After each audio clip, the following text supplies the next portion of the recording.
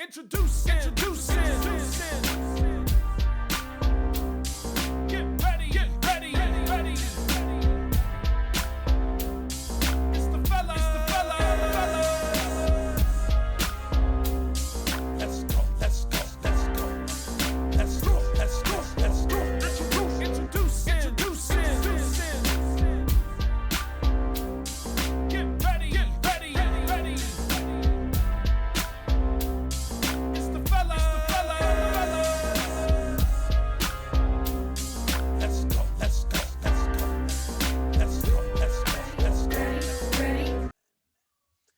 Hello, all listeners and watchers. You have tuned into this week's episode of Movies and Random. Shut your mouth. Don't forget to subscribe and hit the like button, and feel free to let us know what you think in the comment section. This is season 1, and this is episode 5. I got that right, correct, fellas? Episode 5. That's right. Episode 5. All right. So I'm here with my special friends from all the way from college. We've known each other for has it been over 20 years now? Over 20, baby. Yeah, it's been over 20 years now. Years. So let me introduce them. We got E-Rock on the microphone. Next up, we got Coach Rod P. Yeah. Then we got Shay Z and Show Nuff. And I'm your host, Ron T. All right. Now, what's the point of this podcast? As I've been telling y'all in the last 4 episodes, we're here to give you movie reviews and save you from wasting time searching for something good to watch. Not to mention, you will also get our perspectives and opinions on all the random things in this crazy world we live in. So without further ado, let's go ahead and get started with our movie reviews. Also, before I get started with the movie reviews, let me tell you about our scoring system. First and foremost is we use movie reels, to grade our movies. We use a scale of 1 to 5, 1 being totally horrible and 5 being one of the best movies ever seen in our lives. So you'll get either 1 reel for terrible or 5 reels for awesome. Then we take our overall average of all of our scores, and then if you're 3 reels or above, then you will get a golden clock, which means it's worth your time to watch. And if you get anything less than 3 reels, you'll get a gray broken clock, which means that it is not worth your time. So that's what we're here to do. We're trying to save you the time to watching movies, so you don't have to keep flipping through stuff. You come check us out. We'll let you know what you need to watch, stuff you may have not seen. We'll give you oldie but goodie movies, and we'll also give you some TV series that you need to check out as well. All right. So now let's go ahead and get started officially. Our first movie for this week is 21 Bridges. Now, we wanted to watch this in honor of Chadwick Boseman passing away. May he forever rest in peace. And a lot of us, some of us seen the movie, some of us hadn't seen the movie. I was one of those people who didn't see the movie. And so we're going to go ahead and give you a review of it. So if you haven't seen it, great. If you have seen it, maybe we'll give you some new insights and things that you need to look at, and you go check it out again. All right. Let me give you some background information. First off, it was released in November 22nd, 2019. So over a year ago. The location was New York City, New York. But it was shot in New York City and Philadelphia in 2019. All right. The cast is Chadwick Boseman, who plays the lead character, Andre Davis.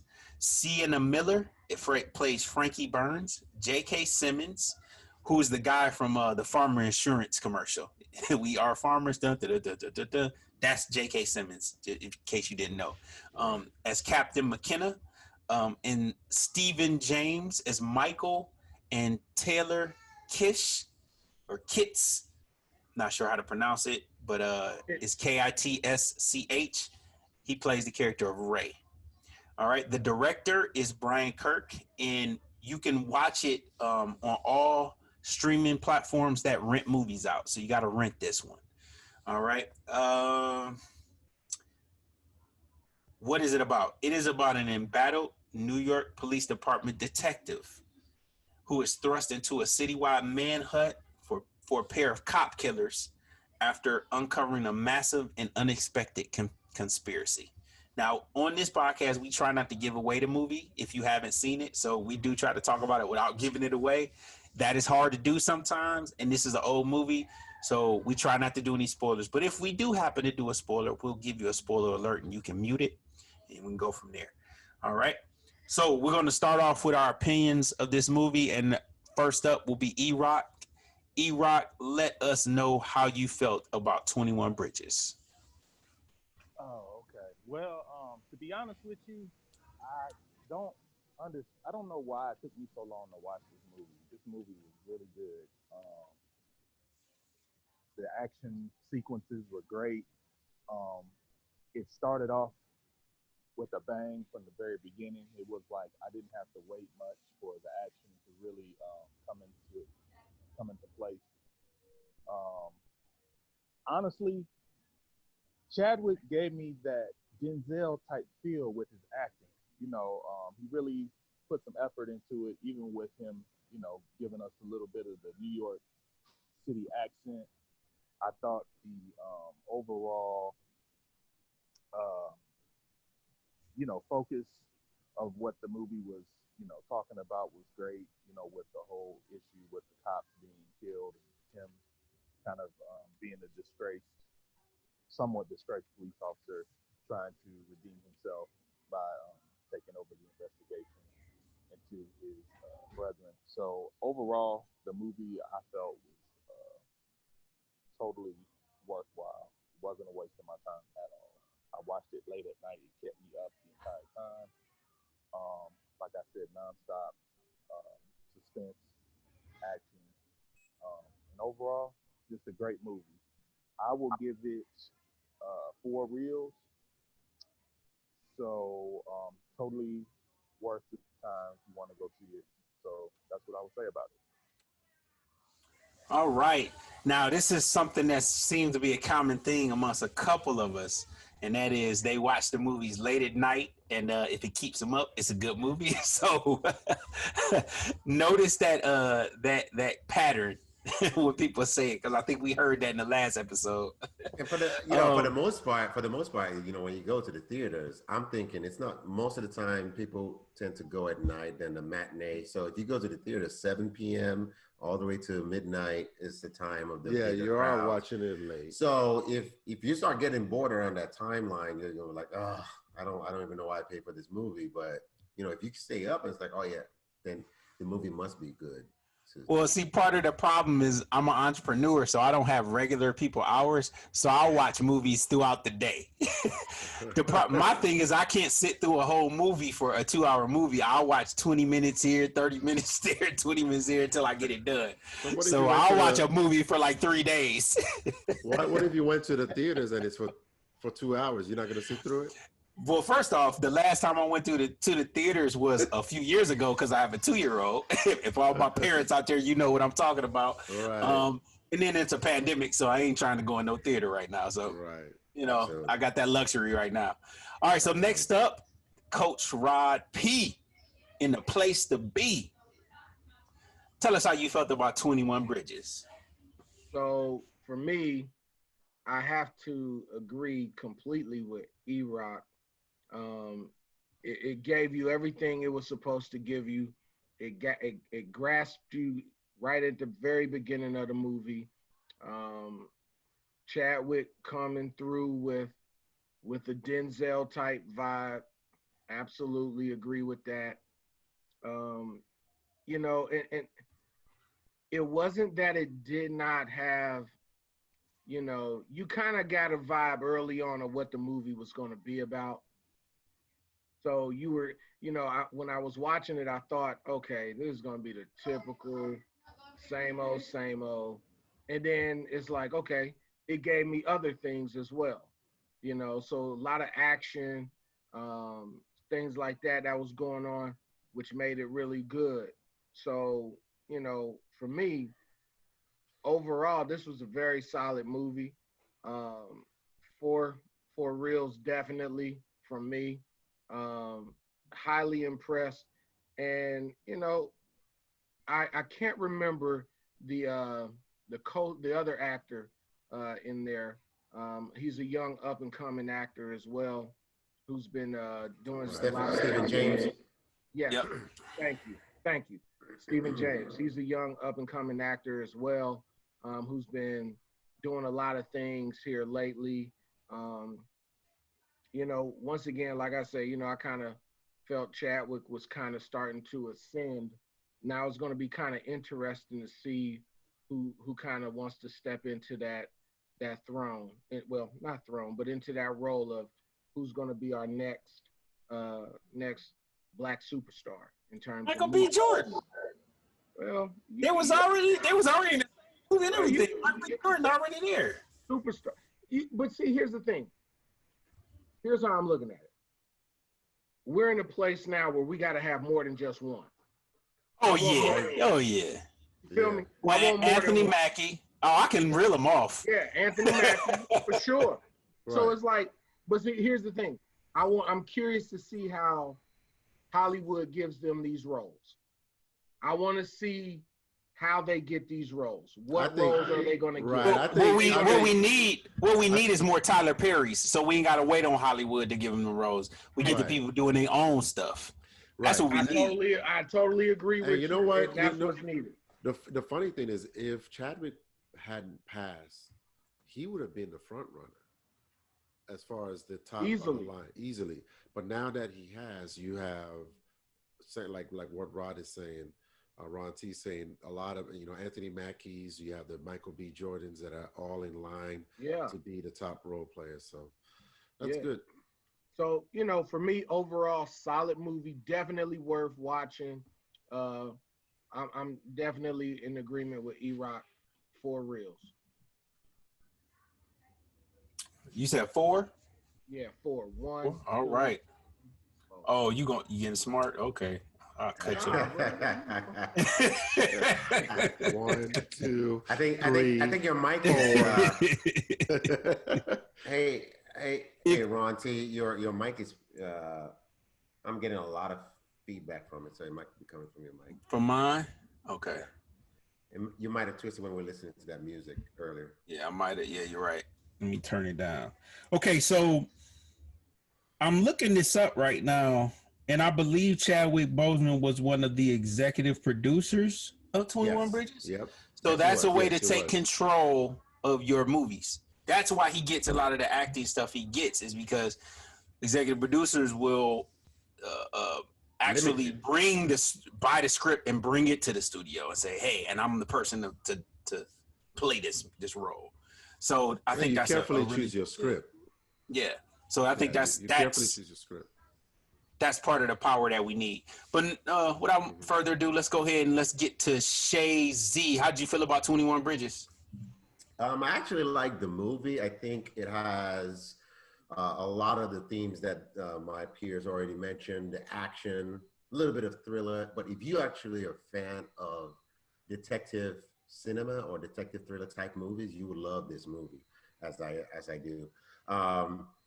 The most important, I love Chadwick Boseman. I have an affinity for him in terms of his acting. He was definitely on the rise with a lot of the roles that he did include in this one. So I wasn't really surprised by his acting in 21 Bridges. I just watched it for the first time this weekend, and I was very impressed with his acting. I will say, though, that it had a lot of promise. In my opinion, I felt like there were opportunities in the movie to actually really ascend to a higher level, if you will. There were some opportunities that maybe the directors or the producers might have missed, probably for budget reasons because of how, the scale of the movie between two cities. So that they might have their own reasons for it. But otherwise, I think the movie was really great. I was very impressed with J.K. Simmons, but more importantly, Stephen James. His acting really spoke volumes to me in this movie. He might have been either on par or probably slightly ahead of Chadwick in this movie in terms of his dramatic acting in this movie. Very impressed with how he played the role. So for me, I would still give it a 3.5. I was gonna give it a 4, but I'll give it a 3.5 out of 5 reels because of the opportunities that it could have been in terms of a thriller movie or an action movie like 21 Bridges. Awesome. All right. Next up, Show Nuff. Shut your mouth. Kiss my Converses. Oh, that should be your thing. Next time I say that, I'm gonna have a drop on here. Ron. I'm gonna have a drop on here from The Last Dragon from Show Nuff. It's gonna say every time you come up, that's what we gonna do. I get that all the time. Show enough. Who's the best? the man? Who's the man? Who's the man? Show enough. Yeah, I love this movie only because it did what every movie a fan expects from it. It entertained. It kept me guessing. A detective movie that allows you to keep guessing who the villain is and stuff like that. It kept me on the edge of my seat. The actors, each and every single one of them portrayed a very good character, and they brought out the character. Even, now knowing what Chadwick was going through at the time when he was shooting this movie with his illness, even makes me give it more props to his acting in the movie. And that's why, without further ado, I'm going to give it a 4.5 reels. Ooh, big money. Director was great. You can actually see in the movie, you can tell that he actually lost weight. Like you now know that he actually lost weight, seeing some of the, and for him to do some of those action, jumping over the cars and things like that. But that's impressive. That makes me give it a top of the line grade, because he did very well. He didn't allow you to think that there was something wrong with him. You actually even thought that maybe he was losing weight for the movie, as opposed to him dealing with his own natural real life illness. So I definitely enjoyed this movie. It's a movie I would like to watch again. I know, Ron, you don't like watching movies the second time, but I like to watch this movie again. But it's a movie I like to watch. And anytime you can get me to watch a movie a second time, then that means you did a good job. All right.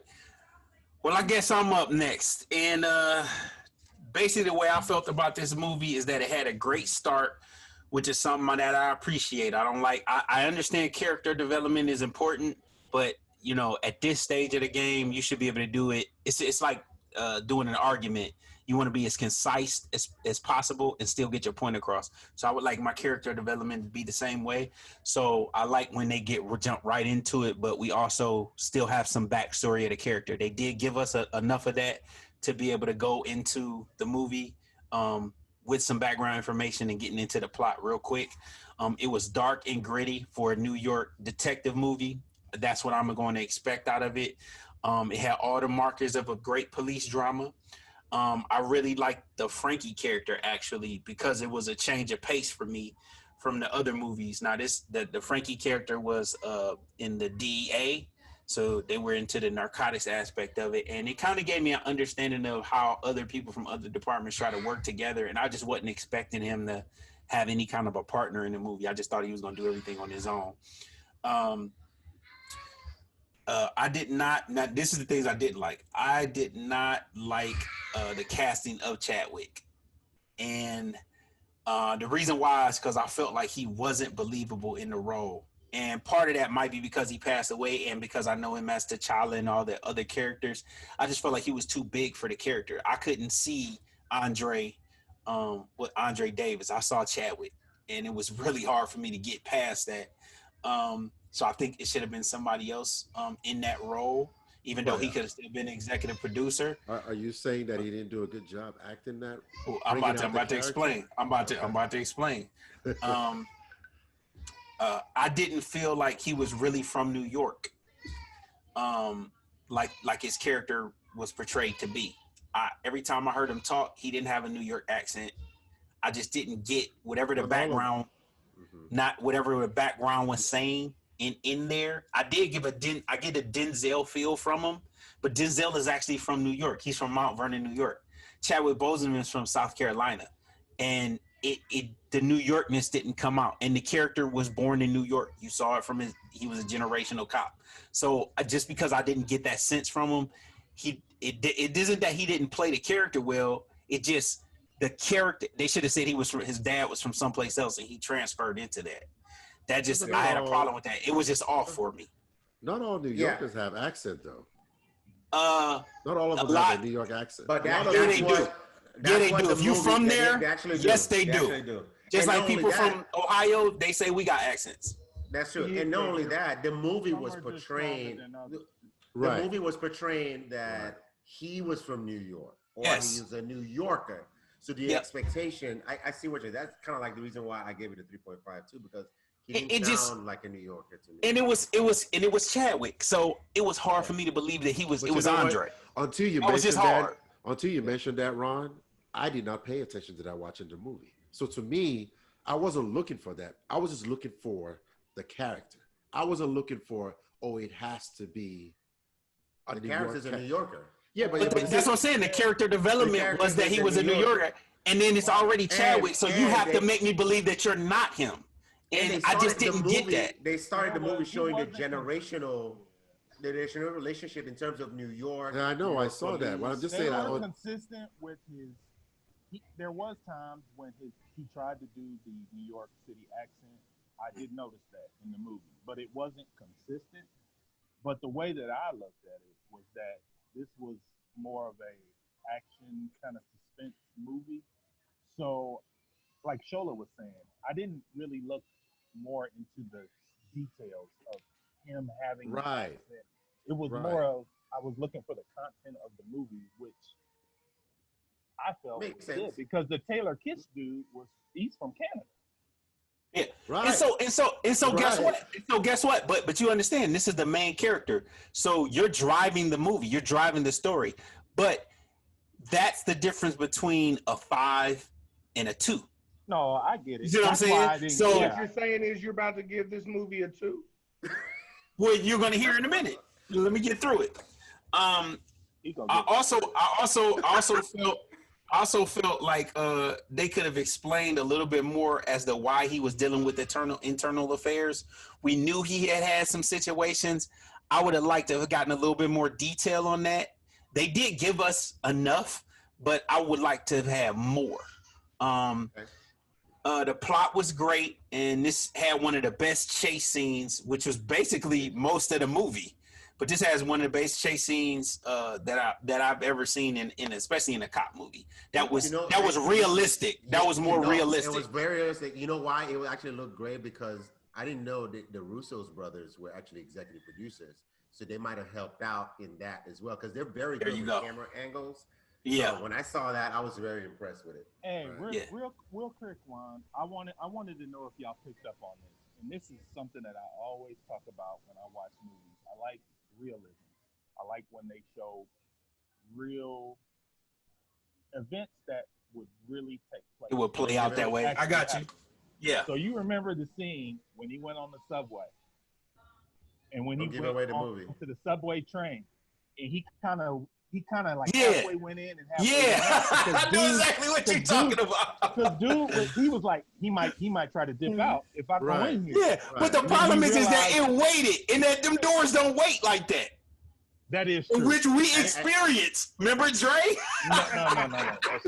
Yeah, that's Wait, true. you're talking about the subway. That's where I thought you was going. No, yeah, they held open for a long time. So when he ran to the sub, when he was chasing him down to the subway, and dude ran into the subway train, and Chadwick was walking up kind of, to the subway, and he entered into the subway as well, but then he peeked out again because he was like, man, if I go in here all the way, he might just dip out when the door closes. So he was trying to make sure he had enough time to where if he jumped out, he could jump out too.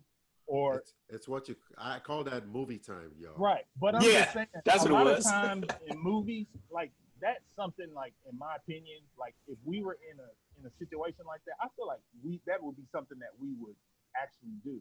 Because like, I might gonna run in here, he might run out, so I'm gonna stand. If he's standing by the other door, I'm gonna. Yeah. You would think like that in that situation. Yeah. But you guys have to remember the chase happened. The chase happened. Don't give away the movie. like in the middle of the night, like it was between 12 and 3 a.m. Usually, I've been on a subway in New York and in Atlanta that late, where the subway doors stay open longer. Oh, do they? Okay. Yes, they do. That's So true. you That you is have to true. pay attention to that. So it was is actually done right. Yeah, That's- that was like, I was That is like, true. yeah. I didn't even know. I thought it was because they heard all the shooting, they just shut it down. That is true. Then when it moved, I was like, I didn't think the train was going to move because it Yeah, took so long. They slow that down when there's less traffic, even way less traffic. So they Okay. pause it. Yeah, That is true. 'Cause Okay. those doors automatically they automatically go on close. a time, like on a Yeah. time count or whatever. Yeah, right. Okay. But I just noticed that. I thought that was cool. So I give this a score of 3.5 reels. It's a solid movie. It's a solid movie. It's a movie that you should definitely check out. It is action packed, and like I said, some of the little details in there that I could have flushed it out a little bit better. Like for instance, sometimes I compare movies in the same genre. A good movie was the one with Leonardo DiCaprio. What's the name of that movie? Oh, the one with was directed. The by- Departed. The Departed. The Departed. Yeah. That was more character driven, and that plot was solid, but the characters were like, whoa, it gave you a lot of depth. This movie, the plot was solid, but the character didn't have as much depth, Right. you know, and that's what took it down a little bit for me. But it got over 3, so great job. You are such a hard critic, aren't you? Ladies and gentlemen, But I of explain my America. stuff though. I gave it 3.5. But I explain myself. It doesn't matter if you Ladies and explain it. gentlemen That's of not- Yeah, I have America. better arguments than you have against. Actually, Shola, I thought you was kind of high, really, to be honest. That was too hard. Let me tell you something. I didn't. First of all, when it gets to my turn, I don't have to spend 20 minutes explaining the movie, repeating some of the things that you guys already. So I speed things up. So yes, your explanation is long. We didn't have no problem with how long your stuff was. We just said you went up. Ladies We and said gentlemen you- of America listening and tuning into this podcast, I'm telling you now, Ron T was about to give that movie a 2.5. Exactly. Just changed it. Thank you. No, I didn't. You know No, I it. didn't. I have You all my know stuff it. written down, And I buddy. I know have it. all my Hey, stuff hey, written we down. all What that know say? it. Hey, What that Ron, say? I don't I think can't you've say ever that. given. You've never given out a 4 reel since we started this podcast. That's not true. What are you talking about? I gave a 4.5 to the first movie we did. Yeah, I did a 4.5 to the Five Bloods, That's and I gave a 4 to the Why you guys? last First of all, movie. That's his opinion. Why They you guys always giving him got a hard time? problem. They always Why got a you giving him problem when it hard come to time, me. man? It's his opinion, man. Don't be mad because I'm thorough with my stuff. It's amazing how thorough you are when you watch the movie only once. How many times did you watch it? You watched it. You said I'm gonna watch it again. That don't mean you watched it already. I've watched it twice already. Oh, but that means you got more, and you gave it a 4.5 because you watched it twice. Right. Nobody else gave it that much. Right. Hey, look, somebody has to be a tough critic. You just Somebody has caping to for be- Chadwick, man. You just caping for Chadwick. It's No, all no, but good. you see, I was just more impressed with the fact, knowing what I know now. At the time when I watched the movie, knowing what I know, what he was going through, he did. That made it worse for me. No, That made him bigger than the character. No, You can't let that come in and affect how you critique the movie. But You gotta that's critique the movie for the movie. yeah, and that's why I had to that's give. what I did. We're And not that's why- we're not critiquing the person. We're critiquing the movie and the characters. And I said that's what one of the problems was, is that because of all of that stuff, and he just it shot him in the iconic status. So now when I go back and look at that, it's like, dang, now I have to take out the fact that it's Chadwick and get rid of all of that That's true. stuff. And that's why I said he did. And then what made it worse for me was the fact that he's not a New Yorker and he didn't give me that New York But you vibe. see, that's the He thing. sound You're like- so, and you're that so messed it up for me. detail-oriented.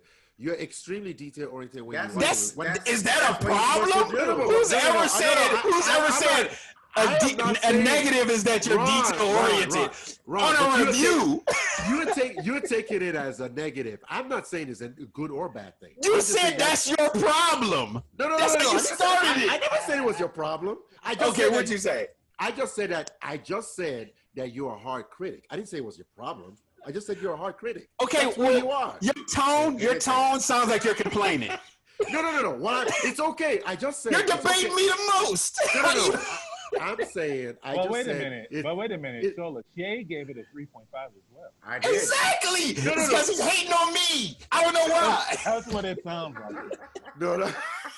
He I gave think he it. had Your it. brother I think gave he it a had it. 3.5. I think he had it in his mind from the beginning of today's podcast that he was gonna argue with me. I think he just wanted to push the Hey, content. we're Hey, movies it- we're movies at random ish, It's man. content, we man. all got to It's talk content. about that. I feel what you said because honestly, like if Chadwick Boseman hadn't got pushed into that iconic status after his death, or even just after Black Panther the movie, But yeah, we probably would have watched this movie if he was still alive and been like, man, it wasn't that great. But honestly, it was good. I It just felt wasn't like- great. I felt like when I saw it, what Shola said, because I told my wife, I said, man, you could really tell that he lost weight. And I Right. said, there was even a scene when he was doing the chase scene. Right. It looked to me like he was struggling a little bit with the way he was running. Yep. No, but you see, but Eric, you're only saying that now Because of what you we know. know now. And that's At what the time yeah, when we it watched sucks. that's what I'm saying. At the time when we watched it, we didn't think that. No, we thought that was just I just saw it. I just saw it for the first time the other day. Oh, so you see that? I guess I'm coming from a different place. You I saw saw it it like before? 4 or 5 months ago. Oh, yeah. Okay, That's- you I saw it when the it movie around the 5 same. months ago. So around when it first got advertised, I saw it 4 or 5 months ago, and I liked the movie. I didn't know that was That's- what he was going through. Yeah. So it makes me give him more of a prop that he did an extremely good job. That's why I gave it 4.5. That's where I'm coming from. If you just watched it now, you already know. Yeah. what But he even- was even- going I see through. what what I see what you're saying. I see what he's saying because All right, y'all. dealing All right, with- y'all. dealing I ain't even finished. We still got another movie, man. All right, look. The average score, it came out to a 3.9, so that means it gets the golden clock and that it is worth your time to watch. So if you have not checked out 21 Bridges, go ahead and check that out. It is a great, solid movie, and it's definitely something that you'll enjoy. All right. Moving on to the next movie. The next movie is called The Banker. Okay. This movie was released March 20th of 2020. The location it was shot on was Atlanta, Georgia. The setting was Willis, Texas, and Los Angeles, California during the 1950s and 60s. The cast stars Anthony Mackie as Bernard Garrett, Samuel L. Jackson as Joe Morris, Nicholas Holt as Matt Steiner, and Nia Long as Eunice Garrett. And I didn't know Nia Long was in there. I was like, oh, okay. You know, that was a good surprise. Director was George Nolfi. And you can watch this on Apple TV Plus. It is streaming on that service. This movie is about in the 1960s, two African-American entrepreneurs hire a working class white man to pretend to be the head of their business empire while they pose as a janitor and chauffeur. So we're going to go ahead and get right into the ratings. E-Rock, how did you feel about The Banker? So The Banker, I really did. I truly enjoyed this movie based on that happened. I felt like the acting is what really set it apart. And one thing I must say, I think people give Sam Jackson, I don't want to say give Sam Jackson a hard time, but they really don't give him as much credit as he deserves as an actor, because I think a lot of times he gets kind of typecasted as that loudmouth, kind of funny, tough guy, goofy character at times, a lot of times in his movies. But he can really act. And I think when he does these like dramatic movies, his real acting ability comes out. So that's one thing I just kind of wanted to say about Sam. Anthony Mackie, I felt, was the perfect pick for the lead role. I felt like it gave me a lot of good information, historical information about, the racism that was going on, dealing with housing and, segregation and things like that back in those times. And I just really,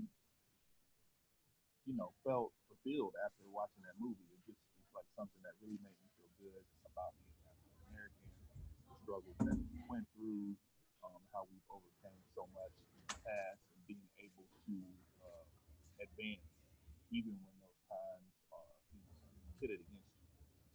So I would definitely give the movie a 4 as well. Um,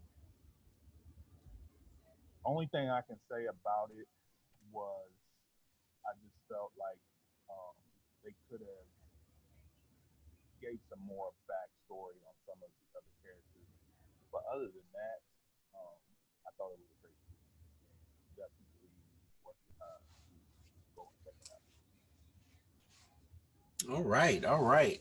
Um, I am curious as to what other characters they could have gave backstory on, because I thought they did a pretty good job. I'm kind of thinking like, so the one guy, the white guy that was working for him, that was kind of like Nicholas Holt. The Matt Steiner that played Matt the Matt Steiner. Steiner character. Okay. yes, yes, him. And I think they could have gave a little bit more background on Sam Jackson's character as well too. They just kind of made him look like he was just kind of an entrepreneur hustler, but they really didn't kind of give more detail about I his actually thought they background. did. I mean, he owned certain number of businesses that he was establishing, and then, Bernard Gary was looking for an investor. The relationship between the two told me even more of the story. Right, thought I they did guess I'm more. saying of how he became that investor. Like that's what I'm talking about. That background of how he became. How he got to that level? Yes, how he got to that level. Yeah, Okay. I think that would have taken away from the movie because the movie wasn't about him per se. It was more Anthony Mackie was the lead character. Right. But I think the issue with Look, I'm doing doing like that, you. Is this my opinion or is this y'all? No, yeah, but we're talking but more about it. but the difference between me and you is I back my stuff up. You over here giving me half answers. Oh, guess who is Oh, criticizing Yeah. who That- now? Yeah. See, Ron, Yeah, now you Shots I had fired. a, criticizing I them. had a, li- but Shots I had a, fired. li- but it's not critical just to be critical because I thought something different. I wanted to Oh, explore how he came to that I conclusion. wasn't critical to be critical, Ron. Yeah, yes, you were. Everybody in this chat knew you was just doing it to be doing it. I must say too, I watched it when it first kind of came out on Apple, so I only watched it one time, Uh-huh. so I'm not as fresh. I thought about going back and watching it, but I felt like I understood it enough to kind of critique it and talk about it. But the way I thought of, I'm a very detail oriented type person. I like to know as much backstory as possible. It would I be a would 5-hour movie then.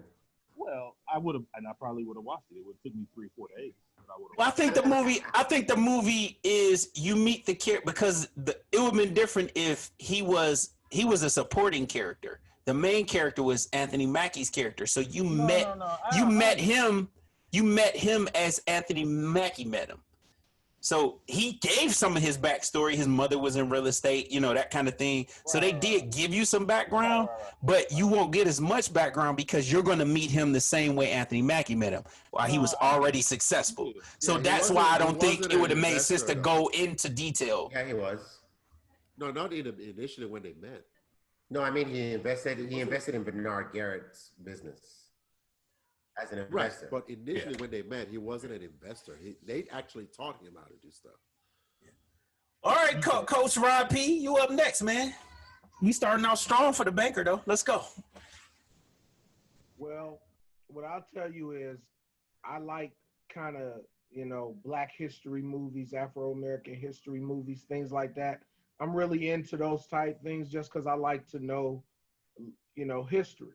I thought that this movie did a great job of explaining what was going on. And it kind of, the funny thing is, I found myself sitting there watching this movie and just laughing because I'm like, I love seeing the fact that two brothers was getting over. Yeah. And, I'm not going to candy coat it just because, it is what it is.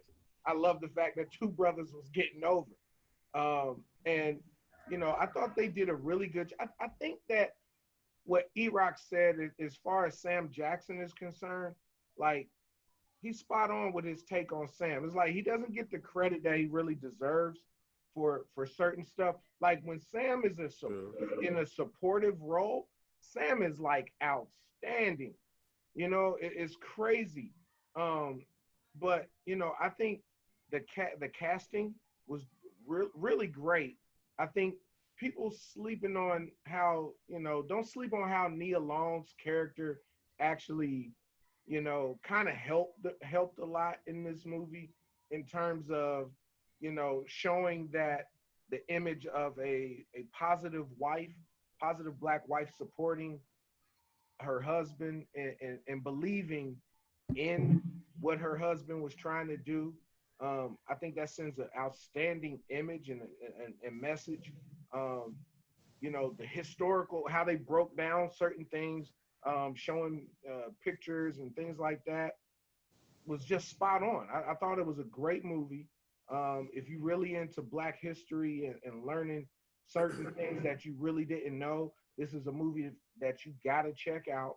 Um, and like I say, it doesn't hurt that I don't care how old she is. Nia Long's still pretty to me, so it doesn't hurt to have that going on. But this was an outstanding movie. Um, I'm not gonna crown it with a 5. I'm not gonna do that. But this is a solid 4. Solid 4 from me.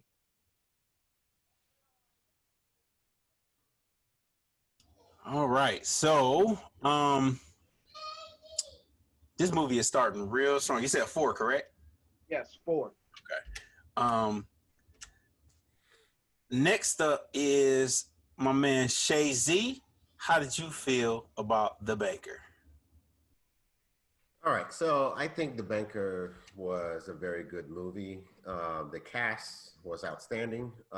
Anthony Mackie as Bernard Garrett really showcased the showcased the character as the character that we expected from the story, or at least from the script, or from the excerpt, I should say. And it was believable with him, with Sam's character.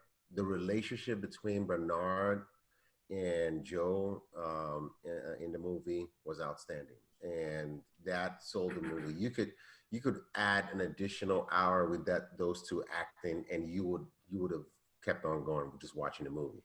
What I will say though is the story is more about some of the systemic issues and systemic racism in the housing industry, how it applies not just only back then, but how things were put in place to suppress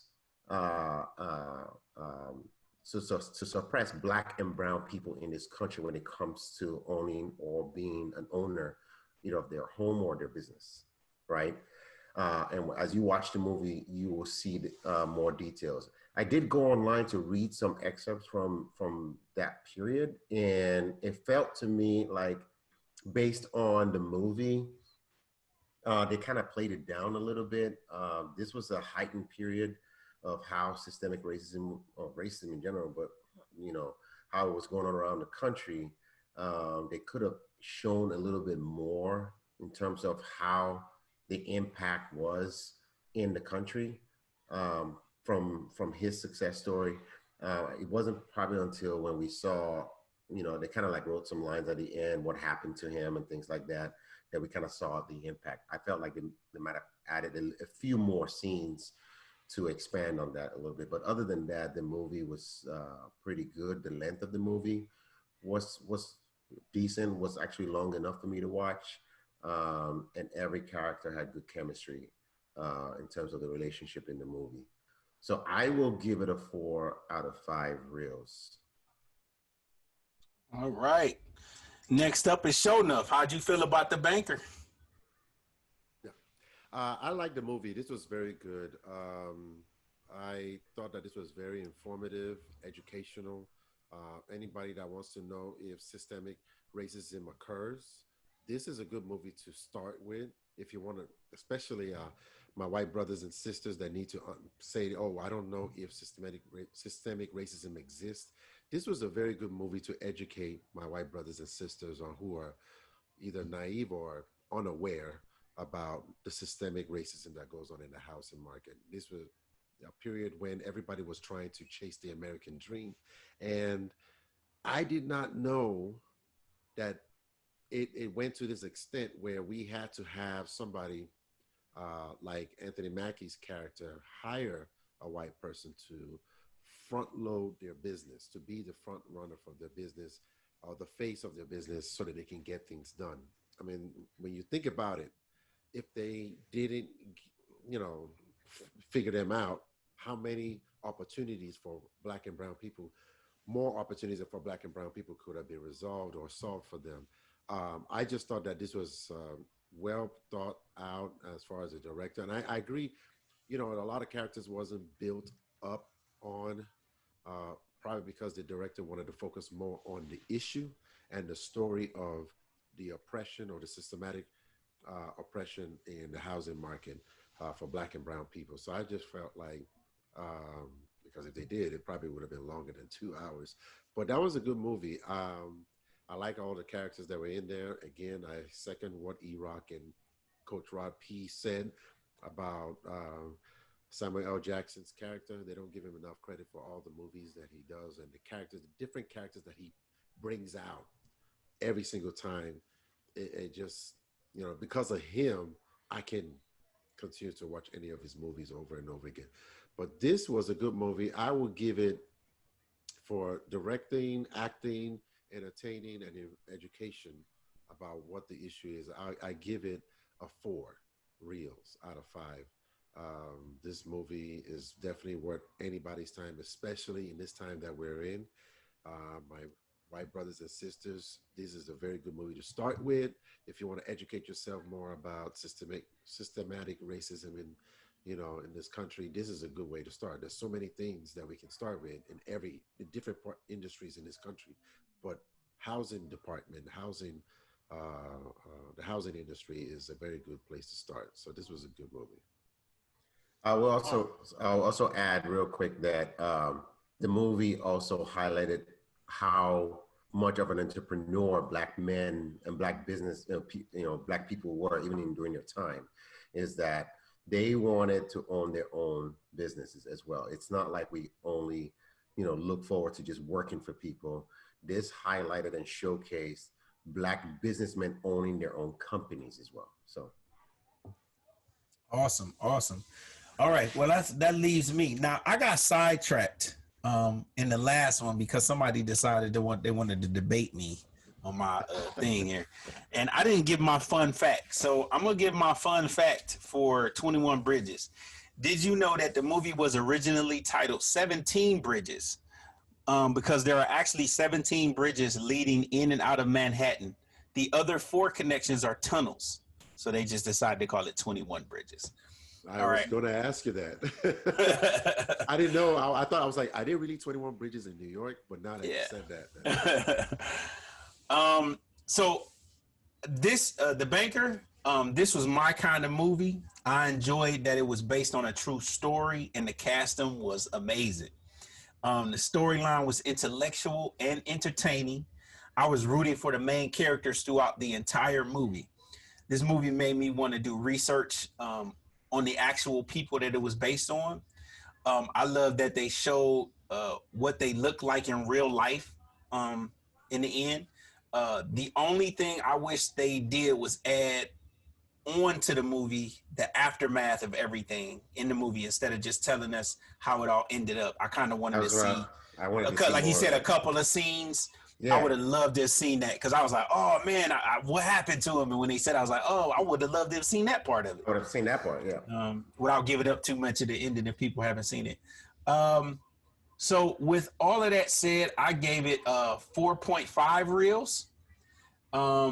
That gives it a total score or average score of 4.1 reels, which gives it the golden clock, which means that it is worth your time to go see. Please go see the Banker. It is one of the great stories in Black history. And it is definitely a testament to the people that lived through that time and was just trying to make a way of life with everything put up against them. Fun fact about this movie. Do I even have one? I might not have one for this movie. And the fun fact is that Do it I have the happened for file? real. I was gonna Right. say, I don't have one. Oh, I one think of, I looked. one, one of the think I fun looked. fact that I saw about this movie was that it originally was supposed to come out to the theater when Apple initially proposed to have this movie, but apparently there was a character, there was a dispute between the families of Bernard about how they were going to look at the other side of his character, how he handled and treated his family, like his wife at the time, or none his wife, but his sister, Second wife, I think. second wife at the time. How there was a lot of domestic abuse or domestic, situations that they did not highlight and portray the character. Apple was about this close to pulling it off, and just like taking it off their list of. Yeah, it was about Bernard's character's dad, and Bernard's character's dad had nothing to do with the movie. So the family was trying to stop the movie from being. So we were this close to not seeing. Yeah, they had released, not produced, released actually. Released. I mean, I'm sorry. Yeah, and I think they fought it a little bit. I think they went to some type of hearing, and then it got put back on Apple, and that's why we were able to see it this year. So Okay, so this is, you guys are right, and this is actually this is what it was too. The film it completed shooting in 2018, and it was held up for original release in 2019 when one of the producers, Bernard Garrett Jr., son of the main character depicted in the film, whose name has been removed from the credits, was accused of sexual misconduct. Right. So that's what held it up. Right. Also, Anthony Mackie and Samuel L. Jackson have both starred together in several MCU, Marvel Cinematic Universe films together, including Captain America and Avengers films. Mackie is the Falcon and Jackson is Nick Fury, respectively. Right. Okay. Yep. So that's it for the movie section. Now we're going to give our opinions. Oh, did I give? Yeah, I gave it, right? Oh yeah, 4.1 golden card. Okay. I was making sure I'm all over the place. So now we're gonna do our TV series picks of the week. We're gonna say what they are. We're gonna kind of give you a brief synopsis of what they're about. If you have never heard of these TV shows, we'll tell you where you can find them at. And if you're looking for something to watch or a new series to get into, you can take some of our recommendations. So with no further ado, go ahead and start it off. E-Rock, what is your TV pick of the week?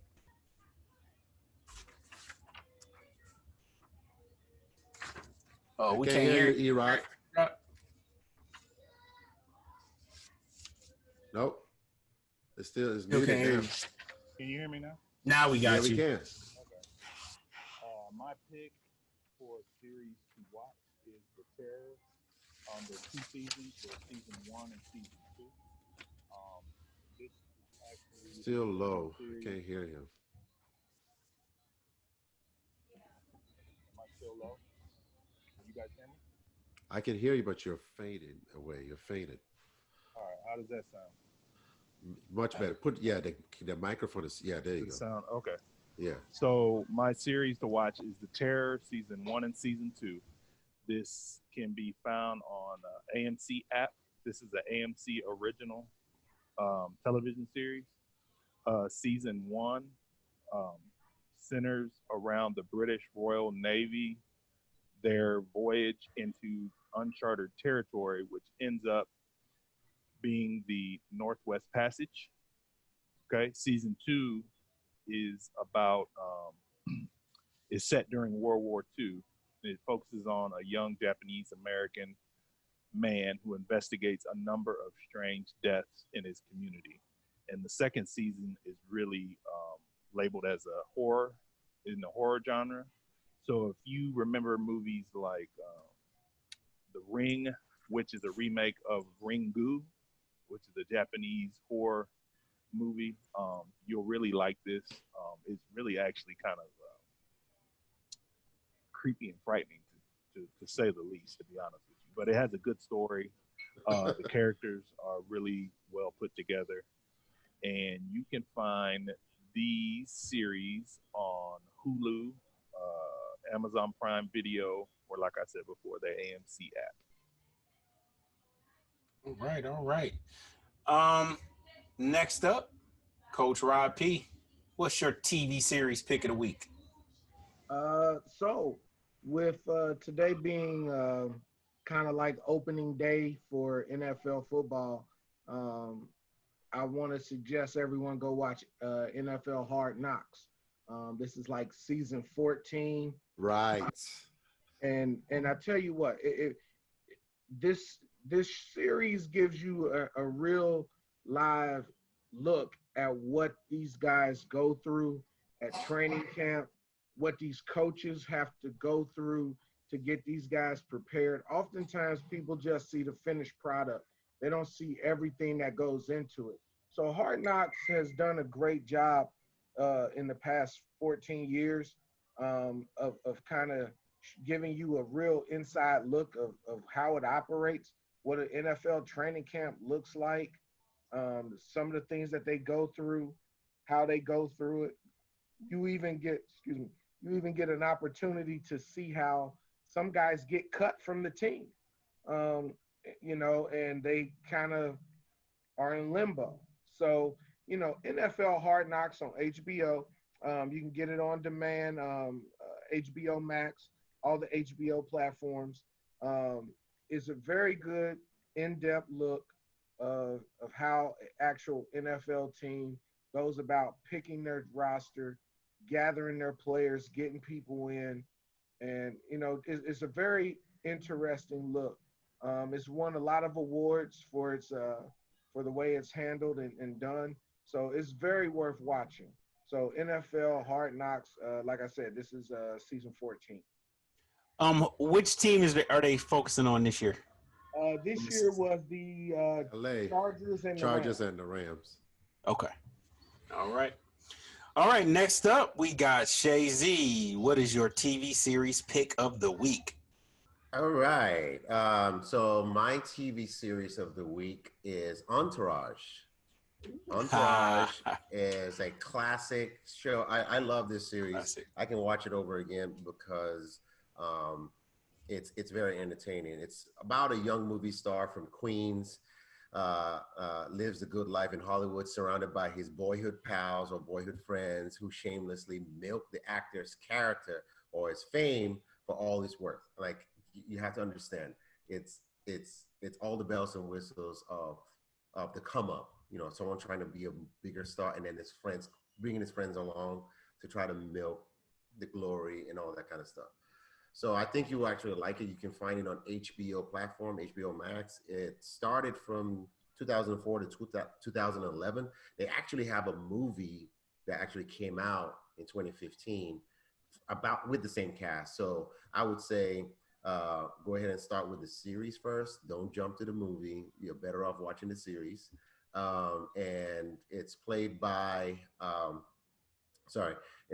Jeremy Piven, who plays Ari. You have Mark Wahlberg is the executive producer, Adrian Grenner, Kevin Connolly, and Kevin Dillon. Kevin Dillon, who plays Drama, very hilarious guy. And it's 8 seasons long. I can guarantee you won't be able to get your eyes off of it. It's binge worthy, so to speak. So go ahead and watch that. That's my my series to watch. You can find that on HBO. Just a fun fact, because that was one of my favorite series back in the day. It's based on Mark Wahlberg's life. So, yeah. And he's in the show too at certain times. He's the executive producer. Yeah. No, I'm just a fun fact. But it's based on him. Yeah. So yeah. All right. Next up, Show Nuff. What up? What's your TV series pick of the week? TV series of the week just started last week. If anybody's a fan of Power Book 2, Ghost is out. They just started last week. We're on it's still the first season of Power Book 2, but we're on episode 2 already. And this actually follows Tariq's balancing his drug operations, basically following him to college and his grades, his love life, his family is like the continuation of the final episode of Power. And you start to see him mature into this young man and starts to take on, just negative, bad roles that you don't want him to. It's amazing how we followed him throughout the Power series and now seeing him mature into this character that we all don't want to see, but it's really interesting to watch, to see how his path has changed since he became a young man. So the series is available on Stars. If you have access to Stars, watch it streaming there. It's a very nice series to start with. I like the first episode already, and I recommend it to anyone to watch. Hey, Real quick. I was gonna say I'll wait for you to finish watching that because I'm actually mad at him. I watch Power. I'm mad at Tyreek. I don't want to see that dude. I just want to beat him up. That's one of the reasons why I wanted to see it. Yeah. So, But let me say this know. though. I don't know if I'm feeling Method Man as the attorney. Is it because it's Method Man, or is it his acting, or is it because it's Method Man? No. But you know what? I think it's because it's Method Man. But when I finished watching the first episode, me and my wife looked at it and was like, wait, is that Method Man? He must have gone to acting school because he was never. He's been acting for a while. No, he's good. But he was never this good. No, he was good. He's good in characters that is relatable What did you to say, him. Aaron? E-Rock, what did you say? Yeah. What did you say? He's good in E-Rock? characters that's relatable to him, not necessarily out of character. Right. type I of want to say, situations. what did E-Rock say? You just said something. No, I just felt like, I think just based on the roles that I've seen him in, is just a new role, which I'm totally. I mean, he's doing good, but it's just funny seeing him as an attorney. Because even funny, my wife said, my wife was like, maybe he's a crooked attorney. because we expect it to be. It's gonna be the That's bad what I'm dude. saying. Hey, it's hard to take that serious simply because he's playing an attorney, but you know good and darn well, as soon as he offset, he in this trailer rolling that, lighting that, smoking that.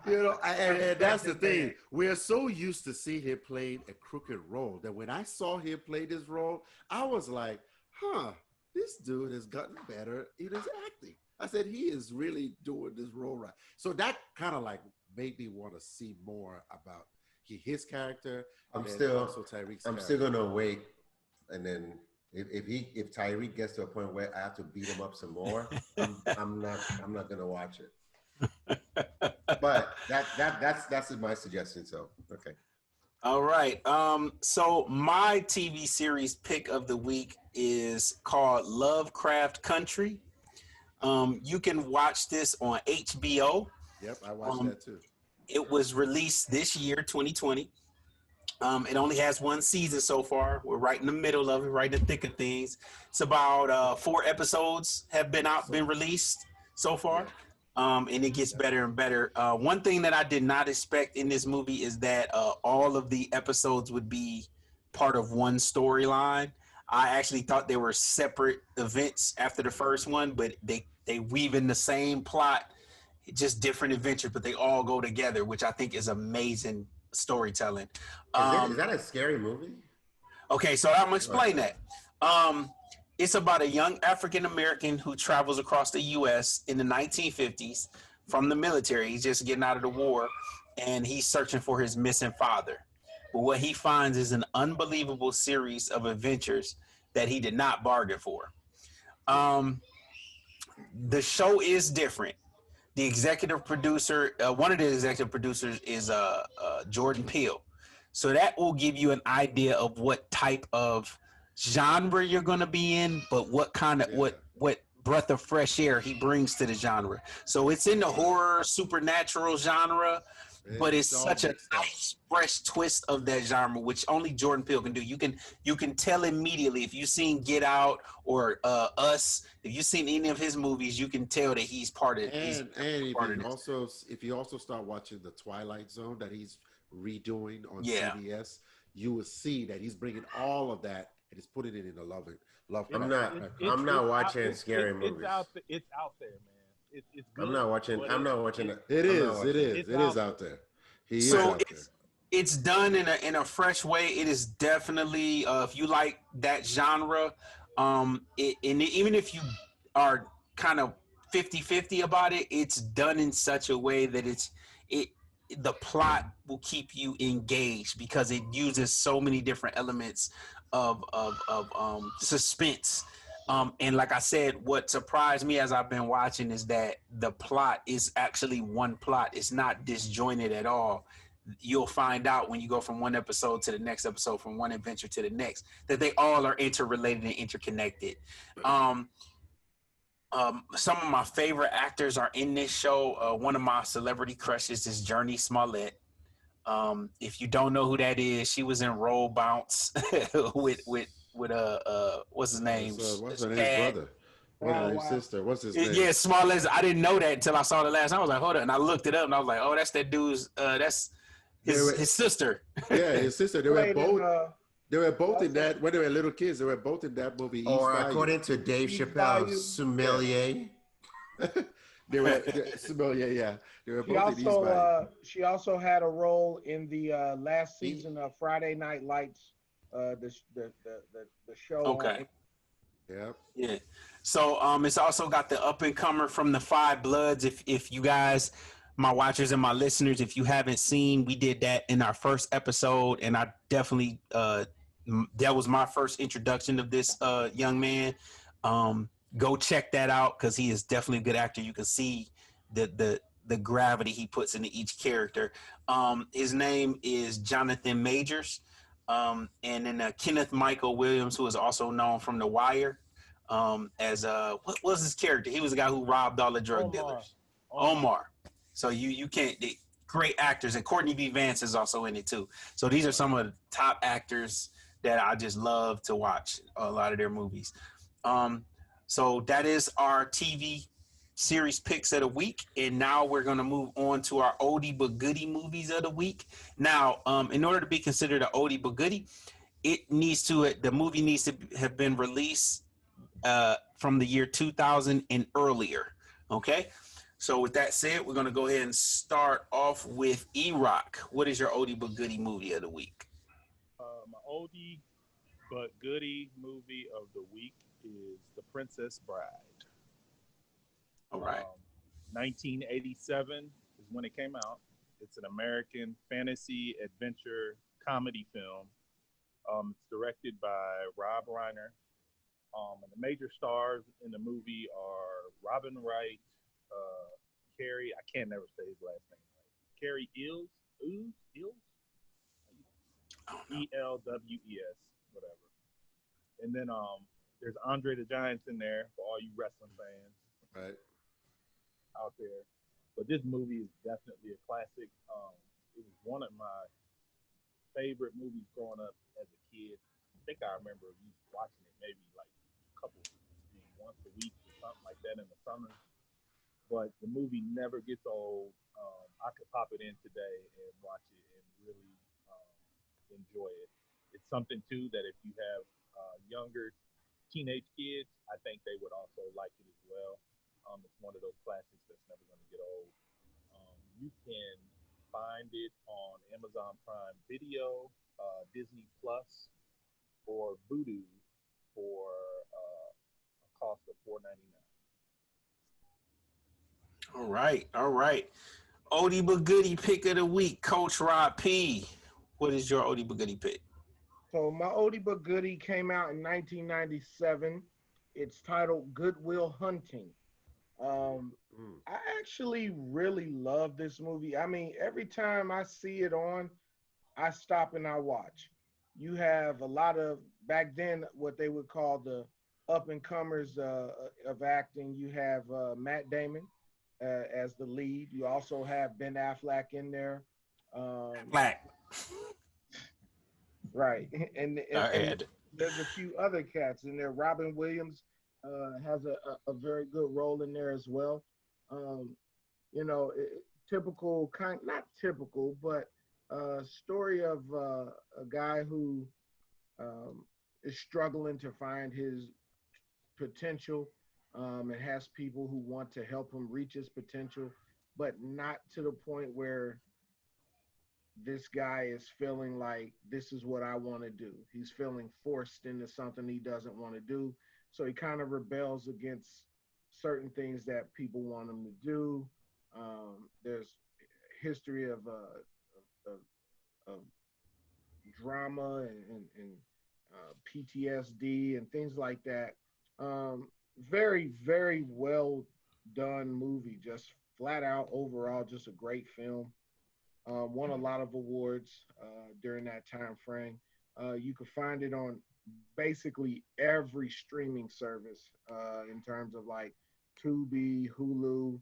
Um, I even saw YouTube has it.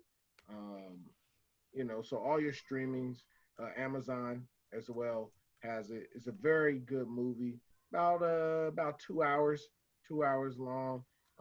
Well worth it if you haven't seen it. Well worth it. So Goodwill Hunting.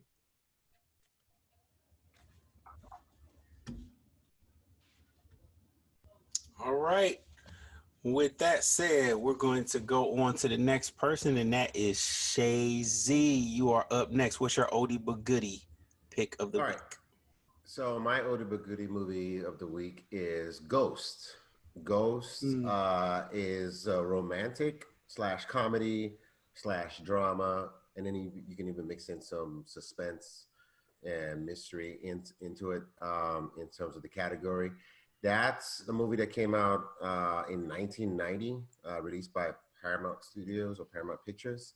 The director is Jerry Zucker, and the characters is Patrick Swayze, who plays Sam Wheat, and Demi Moore, who plays Molly Jensen, and Whoopi Goldberg as Oda Mae Brown. I can't give you more details about the movie without giving the movie up, but just trust me, it's a very good romantic movie. The chemistry between the characters is amazing. Came out in 1990. And you can actually find that movie on Vudu. You can rent or buy on Vudu, and also on Amazon Prime Video. All right. All right. We got some good ones. Show enough. You are up next. What is your oldie but goodie movie of the week?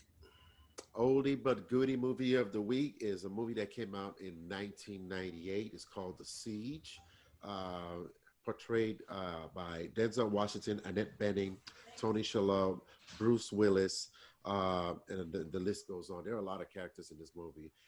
It's about a terrorist attack that happened in Brooklyn, a Broadway theater, FBI headquarters, and anti-terrorism expert, which is played by Denzel Washington, teams up with a CIA agent to go ahead and investigate the terrorist attacks in New York. It's action-packed, is a thriller.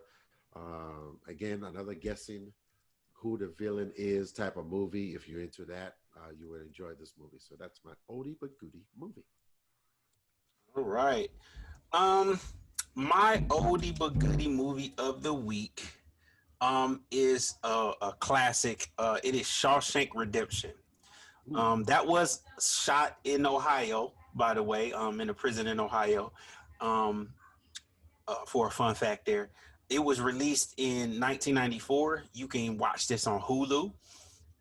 It is about two imprisoned men who bond over a number of years, finding solace and eventual redemption through acts of common decency.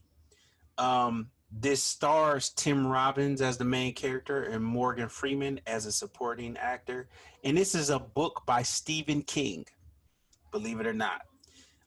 This was nominated for 7 Oscars, but it didn't win any. And you know why it didn't win any? Because it came out the same year as Forrest Gump, who won all of the Oscars. So that was probably the one time I think Morgan Freeman should have got an Oscar a long time ago, and he didn't, and just drove me crazy for that. But that is my oldie but goodie pick of the week. For the Odie Boogity picks of the week, what I will do is I will leave these TV series and Odie Boogity picks of the week in the comment section, and you can look at them if you need to. And if you got any questions about them, please leave a comment. If you want to argue with us about it, please leave a comment. We're more than happy to debate it. And our last category of the podcast is our random shut your mouth. And we're going to discuss the topic of the Steve Nash hiring. So I'm going to go ahead and let E-Rock take it over as the what this topic is all about and what he wants to discuss about it. Go for it, E-Rock. Okay, fellas. So what I'm gonna do is I'm gonna kind of give you a little bit of background story on this Steve Nash hiring, which I already know all of us probably are familiar with it because we're all pretty much in for the most part. And then I'm just gonna kind of ask a few questions, and I'm just gonna open it up, and I just want to see what y'all's thoughts are on this whole situation. So for everyone out there that's listening, Steve Nash, who was a former NBA player, just kind of highlighting some of his accolades. He was a two-time NBA Most Valuable Player. He was an eight-time NBA All-Star, five-time NBA Assist Leader, and he is in the Basketball Hall of Fame as a player. Anyone that knows anything about basketball knows that Steve Nash is probably going to go down as one of the best point guards in the history of the game. So no one can deny him of that. Now, what we're going to talk about is that last week the Brooklyn Nets actually announced that they were hiring him. He's 46 years of age. He got a 4-year contract as the team's new head coach. Brooklyn Nets right now have Kevin Durant, who is coming off of Achilles injury. He's done a whole year of rehab, so he should be good to go this next upcoming season. Then they have Kyrie Irving, who is the point guard. Okay, so they are expected to do very well next season. Definitely make the playoffs and will be in contention for NBA crown. So what we are dealing with this hire is it came with a lot of criticism just because there is um, questions about his lack of head coaching experience, and then there is an obvious lack of minority NBA head coaches. There's only 5 that are head coaches in the league right now, and the league is predominantly made up of black players. Okay. So, some information that I looked at from a CNN article, which really just gives some of the context of where I want to start this debate, is as follows. Okay, so it says that the situation is really long-standing and simple, and in the case of black coaches, they are disproportionately given jobs that don't have the opportunity to succeed like white coaches do. Okay, there's a lot of frustration within the league about this. There's a number of minority coaches who are well qualified, who have easily could have been hired for this position. But a lot of people are saying that Steve Nash was hired um, because of partly because of white privilege. Um, with that said, Steve Nash did come out and say he did agree that he did benefit from white privilege. Big ups to him for admitting that. Totally have a lot more respect for him for actually coming out and owning that. He did say that he did skip the line to get the head coaching job. Now, what my question is for you all is that I thought about this and I said definitely there is some white privilege, a lot of white privilege that comes with this whole hiring. But I'm not mad at Steve Nash because anybody would have accepted this position the way it was handled for him. I'm wondering how you all feel about this in the aspect of should we be more upset about the situation of how this white privilege just continues to be played out in every aspect of our lives. And as we see that Steve Nash in our lives as African Americans, I should say, how Steve Nash got this position without having any experience really in the coaching ranks, or should Kevin Durant and Kyrie Irving get more criticism because they haven't said this, but I know that they had to sign off on this. Those are the two biggest stars, and it is pretty well known around the league that Kevin Durant and Steve Nash have a very close relationship. So I know that those two signed off on this hiring. So does this say more about Kevin Durant and Kyrie Irving not kind of stepping up and saying, hey, let's give Mark Jackson a look? So I Go ahead. So everybody kind of knows the thing, and I want y'all to chime in. So the way I feel about this is I don't blame Steve Nash for accepting the job. You're right. Anyone would take this job if he's offered the opportunity with that kind of platform. You know, like if anyone offers me a job like that, even with zero experience, I'm not going to say no. I'm the kind of person that I would like to learn on the job anyway. I might hire people that will help me or enable me to be a better coach. So for the most part, I don't blame Steve Nash. On Kevin Durant's side, I don't blame him for having a good relationship with Steve Nash either. The people that you blame or the group that you blame are the owners. It's actually the Brooklyn Nets organization. They're the ones that are responsible for going through the pool system. And what that means is you go through the ranks and see those that have been training to be coaches, whether it's the assistant coaches or the video coordinators and things of that nature. You keep hearing the names of Mark Jackson, some of the other coaches that have been, striving. Patrick Ewing as well. He's been an assistant. Jason Kidd, I know he got a job before, but what I'm saying is you've seen those names come up numerous times in terms of who the next coaches should be. And I'm not saying Brooklyn Nets should hire a black coach. What they need to do is make sure they go through the system, the right system of selection, and going through the pool and say, here are the top candidates that will come on the list. Steve Nash is not on that list as a top candidate.